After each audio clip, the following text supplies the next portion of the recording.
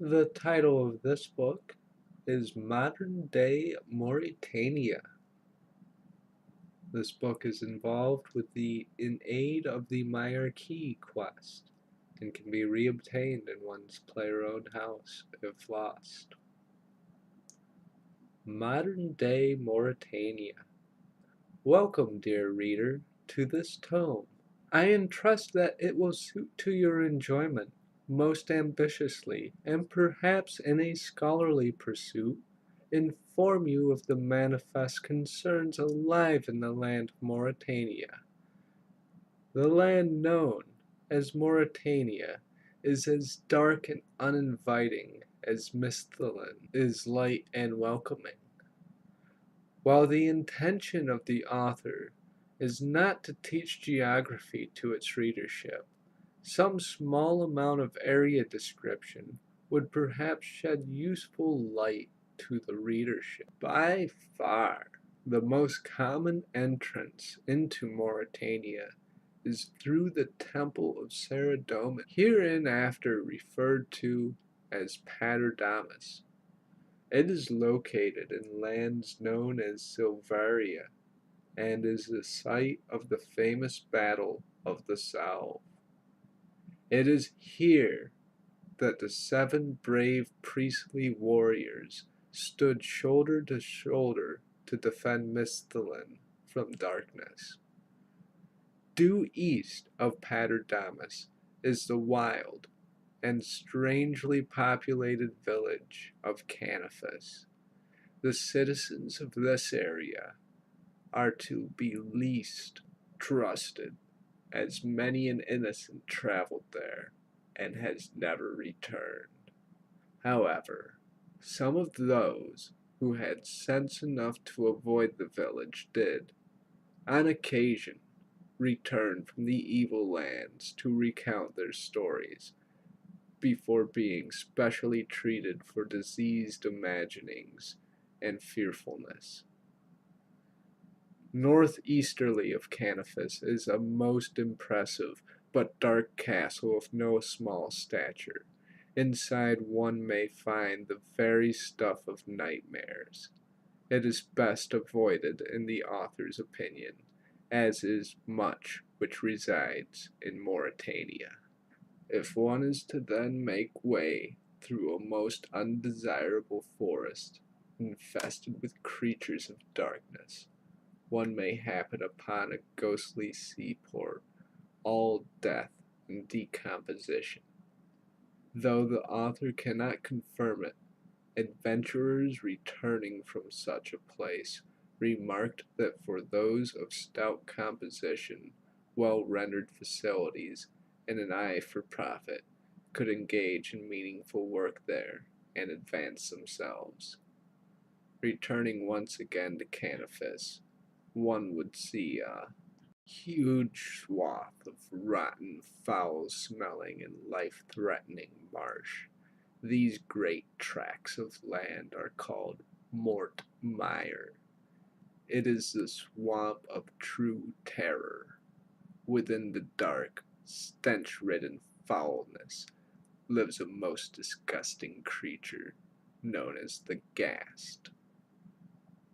Due in no small part to the confusing nature of the terrain and the lack of anything edible, many innocents have died in this place, starved to death with hunger. When such a soul lives no longer, its form takes on the most disgusting of appearances. It hungers and eats anything it can, waylaying travelers and consuming their food, leaving nothing but stinking, rotten remains. If travelers have no food, it will extract life force from those it can to satiate its considerable hunger. Few that have traveled through Mire have returned to give details of what lies beyond. The author cannot righteously confirm the truth of what is reported here, but can simply transcribe it in the hope that one day the truth can be revealed. It is south of Morytania that the traveler may venture upon a twisty and turning path which weaves around various large bodies of swamp water. To the south of this is said to be an ancient and evil mine. The path to this is difficult to discover, but apparently holds great wealth inside of it. But, gentle reader, I beseech you, lay some value for your own life, and leave this area to the doubtless evil creatures which prosper there on the lives of innocents in search of fame, fortune, and glory. To the east of the twisty, turning path is a small village known as Morytania. Its inhabitants are both vile and deadly. Morytania is once said to have been a village, making the focus of its living from internment of important peoples into crypts beneath the rustic surface. Now, the inhabitants, long interested in their crypts, walk the surface of the village and drain the life force of innocent and adventurer alike. South of Morytania lies a larger but somewhat bedraggled township, long ago run into ruin. Its original name is lost. It is now most commonly referred to as Berg de Rot, and most apt a name it is. All manner of ruined building litter this land. Some small token of civilization may have lived here at one point, but has long since vanished now. Little is accurately known of the eastern side of Morytania, except that it is known as the Sanguinesque region by those that inhabit it. Also reported is that the northern area is referred to as Darkmire, and the southern side is called Myreque. Those lucky few who manage to escape this terrible place are few and far between, so this information is largely unconfirmed. One final place which is worth a mention is the area to the east of Morytania.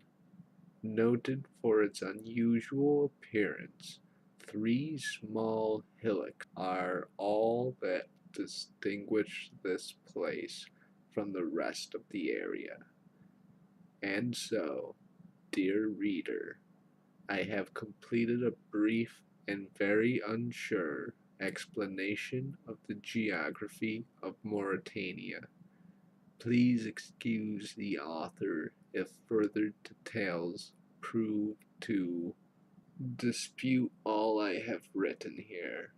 This treatise is merely the accumulation of vague reports gained from travelers surviving Morytania and existing paterdamus as they headed for the pleasanter lands of Misthalin.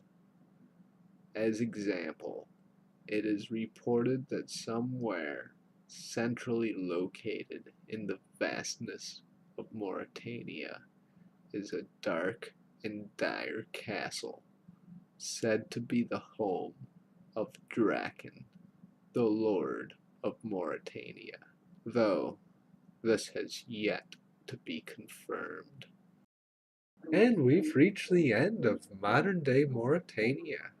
I hope you guys enjoyed that. I tried to be a little more enthusiastic with that reading than usual, using the different voice and all. First time doing that, really. Let me know how that went. Did that sound alright?